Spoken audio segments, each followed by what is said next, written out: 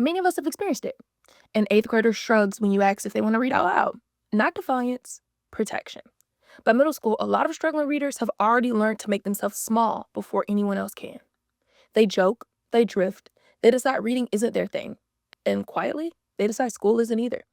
And somewhere along the way, the adults around them start to agree. Start talking about closed windows and missed moments and what should have happened in third grade. This season is my argument against that. When I started this podcast, I thought I was going to tell you about a reading intervention. I thought I was going to talk about data, design, and implementation, about what the research says and what the system hasn't yet made possible for schools and the students inside them.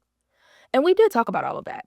But somewhere between the teaser, where I asked what it even looks like when research and practice truly work together, and right now, standing on the other side of 6 episodes and a live South by Southwest EDU conversation, I realized that's not truly what this season has been all about. This season has been about belief. Belief that a struggling 8th grader is not a lost cause. Belief that the gap between research and practice doesn't have to stay a gap.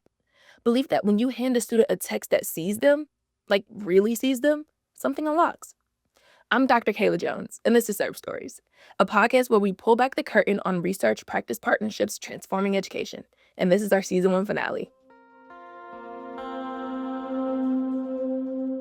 We started with the teaser. A single question. What does it look like when research and practice truly work together? Not research that gets handed to schools with hopes for the best. Research that starts in the classroom and stays there. Episode 1 answered that question with a story. The story of SERP. What it is, why it exists, and the belief at its foundation that educators and researchers are stronger when they work side by side. In episode 2, we went all the way back to the beginning, to the question that launched Starry. What do you do for a middle schooler who's fallen behind in reading without making them feel like they're being sent back to second grade? We traced how that question became a curriculum born out of a real partnership between researchers and educators who refused to design something the classroom couldn't in reality hold. In episode 3, we asked what it really takes to scale something that works. Evidence, trust, time, and the willingness to keep showing up even when the path gets complicated. Episode 4 stopped us in our tracks because it wasn't just about reading skills anymore. It was about identity, about what happens when a struggling reader stops seeing themselves as someone who can't and starts believing they can. Linda Diamond and Gloria Latson-Billings helped us understand that belonging isn't a soft add-on to literacy instruction. It is literacy instruction. Episode 5 took us to high school, to older adolescents who need literacy support that doesn't talk down to them. We went behind the scenes of Star's high school series and heard what it looks like when teachers and researchers build something together in real time for real students. And then episode 6, live on the South by Southwest EDU stage. We asked the question that ties everything together. Why are so many teenagers walking away from reading? And what brings them back? Today we answer that, fully and together. This is the bridge episode, the one where the science, the theory, the classroom, and the student meet all in the same place. I hope you've been with us all season. But if this is your first time, welcome. Let's get into it.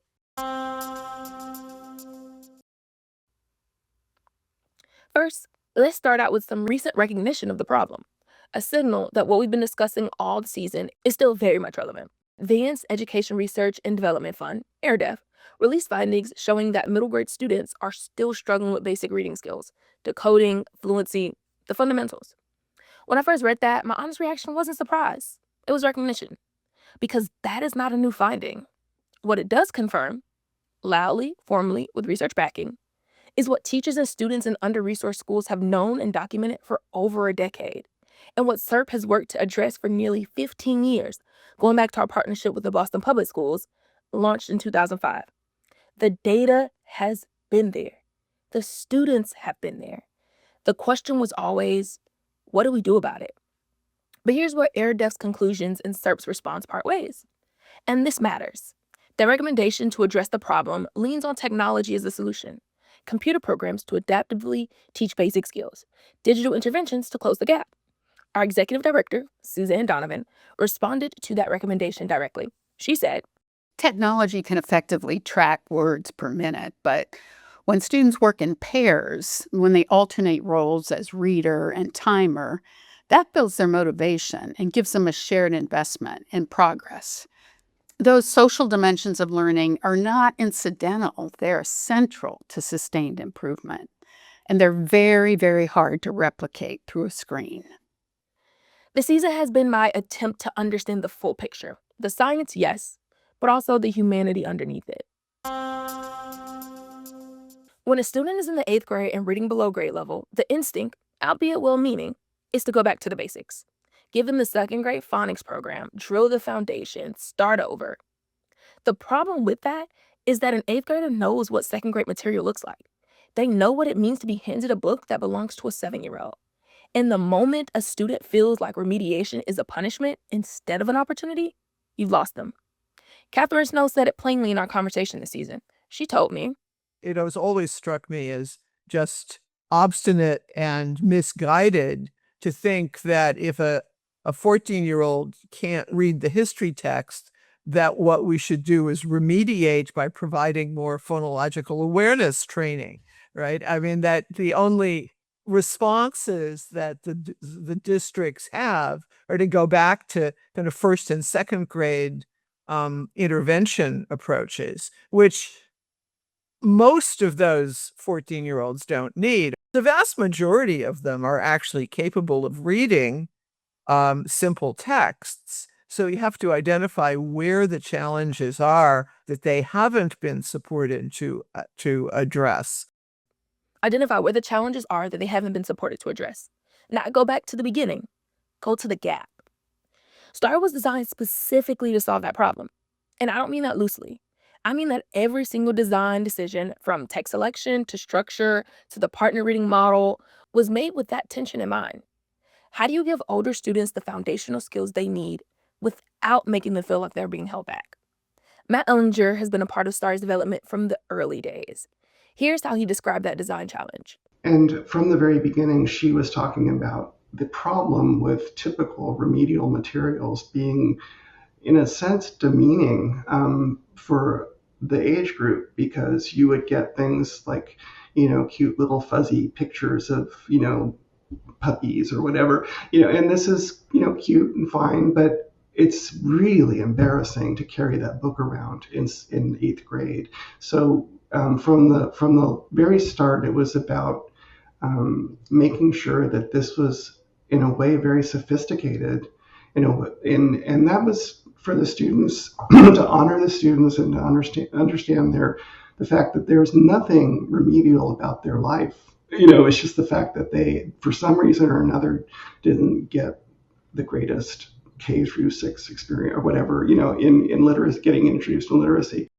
Age appropriate, cognitively ambitious, instructionally scaffolded. Those words matter because they describe a choice, a deliberate refusal to have to choose between dignity and compliance. Margaret Trey has spent her career asking what it really takes to reach an adolescent reader who has already started to give up.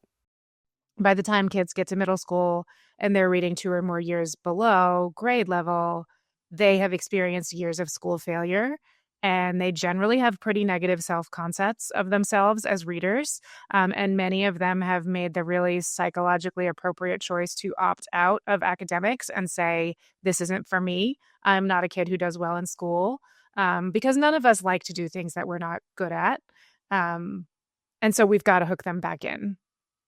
The psychologically appropriate choice to opt out. That framing stopped me when I first heard it because it reframes the resistant student entirely. It's not defiance, it's self protection. And any intervention that doesn't account for that, that just drills skills without addressing the story underneath them, is going to lose students before it ever has a chance to help them. What if we stopped defining adolescent literacy intervention as remediation and started defining it as re entry into intellectual life? That's what Stephanie Simpson from AMLE understood immediately about STARI. She has spent years thinking about what middle schoolers need, not just academically, but developmentally. And she was direct about what happens when we forget that. If kids don't feel like they belong at school, then we've lost the game before we even get to literacy or math instruction or whatever it is that we need to focus on. We've lost the game before we even get to the instruction. These are the stakes. And it's why STARI's design isn't just about what students read. It's about how reading that text makes them feel about themselves. Stephanie put it simply when I asked what she looks for in a program designed for that age group.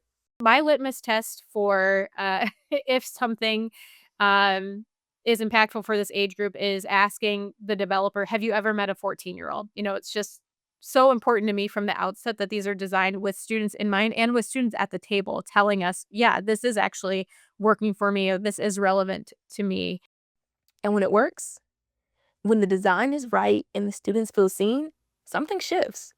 Teachers start telling us something that sounds simple, but isn't. Students really want to come to class. Suzanne shared this story. Carol Mahidi was a literacy director at the Dennis Yarmouth School District, and she told me that the year they introduced Starry, a parent cornered her in the school parking lot and said she didn't want her son in a reading intervention class. Carol said she understood her concern, but her son needed a little extra support, and Starry would help him to do better in all of his classes, so the mother relented. The next year, the same mother came to see Carol and told her she wanted her son to take a second year of Starry. Carol said he didn't need it. The program worked. He was reading at grade level. And the mother said, yeah, but Starry was the only reason he wanted to come to school last year. So computer programs might be successful at teaching students basic skills, but they're never going to be the reason that a student wants to come to school. Here's where we are.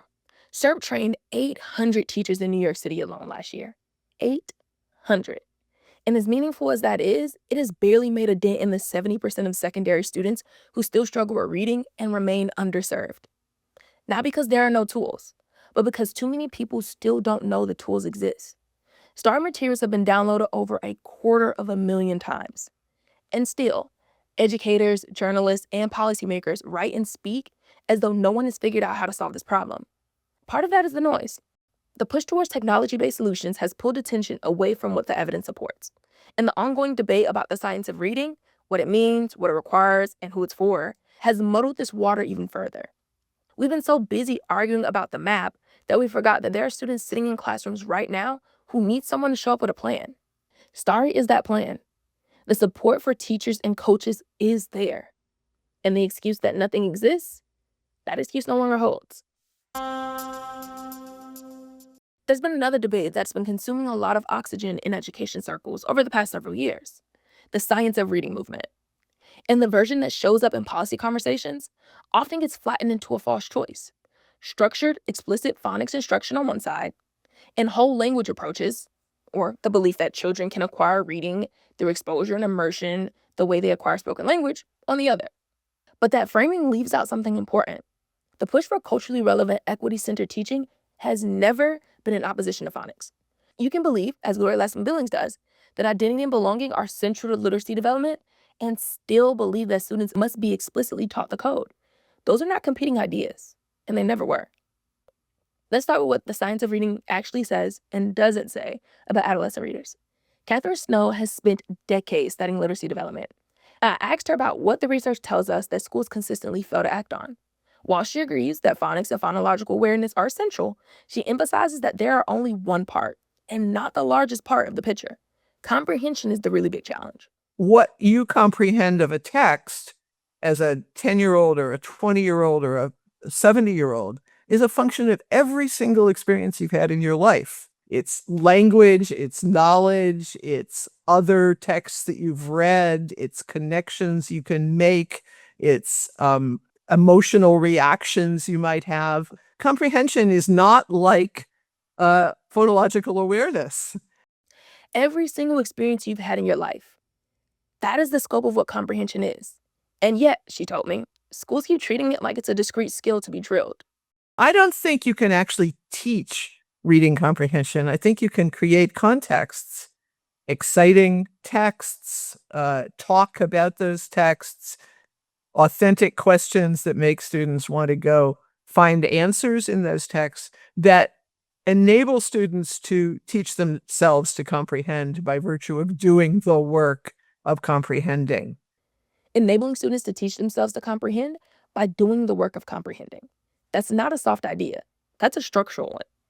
Give students texts that they care about, questions that they want to answer, and the space to wrestle with both. Now, here's where Gloria Ladson-Billings comes in. Because the question isn't just, do we give students engaging texts? It's engaging to whom, relevant to whose life, built around whose questions. Gloria Ladson-Billings coined the term culturally relevant pedagogy. And when I talked with her earlier this season, I asked her what it meant to teach literacy in a way that genuinely affirms students' humanity. There's nothing new about the notion of prior knowledge. In fact, psychologists say that's how we learn. You don't learn things in isolation and in bits. They don't stick. We have to connect them to something. And we typically connect them to things that we already know. What's challenging, I think, for many of our students is that they are in classrooms with people who don't know their experience. So they have trouble connecting them with things that they already know. In classrooms with people who don't know their experience, that's the gap. Not a gap in phonics knowledge, not a gap in strategy instruction, a gap in human recognition. And what happens when we try to build literacy without that recognition? Gloria was direct. When you tell me discrete skills, it's not that we can't learn discrete skills. It's just that we often cannot apply them and put them to use in any other context. We cannot apply them and put them to use in any other context. That's the science of reading and culturally relevant pedagogy arriving at the same destination from different directions. You need the code, and the code needs a context that belongs to the student. Star was built inside that conviction. The texts are chosen because they matter to adolescents, because they're about things adolescents are genuinely thinking about: immigration, identity, justice, family. The words students decode in Starry are words that carry weight. They appear stories that already belong to them. Ask Gloria to put the stakes plainly. What happens when we only focus on discrete skills and ignore identity and culture? If the only thing we do with it is just, read it and do nothing, then we'll allow everything to just stay as it is. But if we get inspired by it to make change and to make a difference, we can change the world. If we get inspired by it, that word, inspired, is doing a lot of work. It requires that students be moved by what they read, which requires that what they read moves them, which requires that the people designing their instruction think carefully about whose stories are on those pages. The science of reading and culturally relevant pedagogy were never at war. It's quite the opposite. They were incomplete without each other. Star is what it looks like when you refuse to choose. I've been collecting something all season.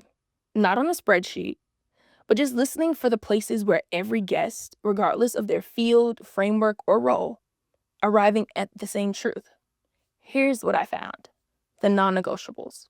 1. Adolescents are not lost causes.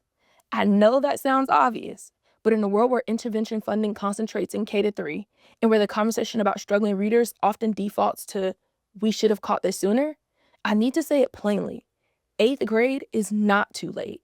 10th grade is not too late. Catherine Snow said it clearly. We can intervene with middle school kids, with high school kids, with adults. The brain is still learning. The student is still in the room. 2. Decoding is not the whole story, and it is also not optional. Both things are true at the same time. A student who cannot decode fluently cannot fully access meaning, and a student who can decode but finds nothing in the text that belongs to them will disengage. The science gives us the floor. Culture and identity gives us the ceiling. We need both. 3. Relationships are instructional infrastructure. The partner reading model at the heart of Starry is not just a fluency strategy. When two students sit together, take turns, time each other, cheer each other on, they're building a relationship to reading through a relationship with another human being. That is not a nice to have. That is how sustained progress happens. 4. Teachers need to be trusted. The best tools in the world fail in the hands of educators who feel surveilled, unsupported, or disrespected. Starry works in part because teachers are treated as professionals who can adapt and respond. The training and coaching infrastructure SERP has built is not just about fidelity, it's about dignity. 5. High-quality curriculum materials need to be accessible. Starry curriculum materials are available as free downloads. That's a deliberate choice rooted in a belief that the students who most need this intervention should never be the last ones to receive it because the district couldn't afford a multi-million-dollar license fee. Free is a value statement. And 6, the one that keeps me up at night. The biggest barrier left isn't evidence, it's awareness. So many secondary students still struggle with reading, not because promising solutions don't exist, but because too many people don't know the solutions exist. This is what this podcast has been, every episode, a bridge from the research to the people who need to know about it. Now I want to look forward. Imagine a classroom in 2046. A student in the 6th grade who reads 2 years below grade level sits down in her first Starry class. She's nervous because she's been embarrassed by reading before. But the text her teacher slides in front of her is about something she knows, something that touches her real life. And the student beside her isn't judging her. They're partners. They're doing this together. 20 years from now, I want that to be the rule, not the remarkable exception. I want we caught it in time to stop being the celebration, because the standard should be we never let them fall through. Starry is the bridge we are building, plank by plank, classroom by classroom, student by student. And maybe the next plank gets built by someone listening right now, a teacher trying something different tomorrow, a principal rethinking where intervention lives in the schedule, a district leader searching for a better answer, a researcher asking harder questions about what implementation really requires. That's how this work moves forward. And the bridge? It's already open. I started this season with a question I thought I already knew the answer to. Why do so many adolescents struggle to read? And what do we do about it? I didn't know it as completely as I thought. What I know now, after 7 episodes, after conversations with researchers, teachers, curriculum designers, practitioners, and theorists, is that the answer is not simple, but it is knowable, and it is actionable. And that matters enormously. The AirDef data wasn't a surprise to any of us at CERT, but it was a reminder that the problem is not behind us, that the urgency is real, and a reminder of something else, that the people working on this problem have not given up. Gloria Lassen-Billings shared something with me this season that I kept returning to. She talked about the generations of her own family, great-great-grandparents who were enslaved, grandparents who sharecropped, parents who lived under legal segregation. Every generation faced something that seemed impossible, and every generation worked against it anyway. She said, just because something is impossible doesn't mean it's not worth doing. Our task is to educate these kids. It's not a harder task than slavery. It's not harder than those other generations' tasks, but it is our task. And I think we have got to be clear that we can't abdicate this responsibility. We have to do it. We don't have another choice. we don't have another choice. That is the only note I want to leave this season on. Not despair, not urgency without direction, hope with teeth, purpose with a plan. The bridge is open, and all we have to do now is make sure everyone knows it's there. To every guest who gave their time this season, thank you. To the CERP team who builds tools worth talking about, thank you. To the teachers, coaches, administrators, and students at the center of it all, you are the reason. And to you, listener, educator, advocate, maybe a researcher who stumbled on a podcast they didn't expect to stay up listening to, thank you for being here. You are why we tell these stories. Well, that's a wrap on season 1 of CERP Stories. If you want to learn more about Starry, visit serpinstitute.org/starry. If this season moves something in you, share it. Leave us a review. Tell a colleague. Tell a principal. Tell someone who makes decisions about kids. I'm Dr. Kayla Jones, and it's been an honor to be your guide. Until next time, keep building a bridge. See you next season.